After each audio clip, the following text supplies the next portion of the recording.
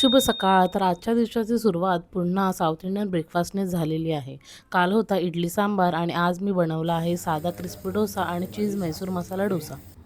नितेशला breakfast देऊन झाल्यानंतर मी माझं ऑफिसचं काम करत करत ब्रेकफास्ट केला आणि तेवढ्यात नितेशने फ्लिपकार्टवरून एक पार्सल ऑर्डर केलं होतं, ते मला इथे रिसीव्ह झालं. आज लंचला केलेली आहे कोबीची भाजी वाटाणे टाकून आणि याच्यामध्ये मी टाकलेला मॅगी मसाला. मस्त लागते, चटपटीत. ट्राय करून बघा तुम्ही पण. काय झालं?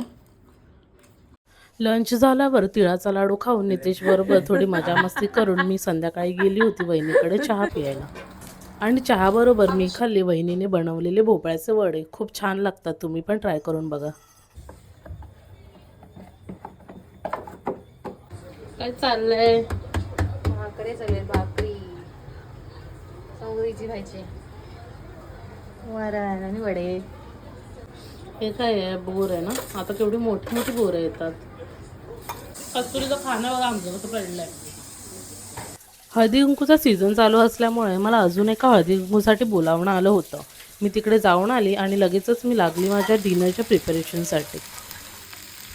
आजच्या व्लॉगसाठी एवढंच. बाय बाय, भेटू उद्याच्या व्लॉगमध्ये.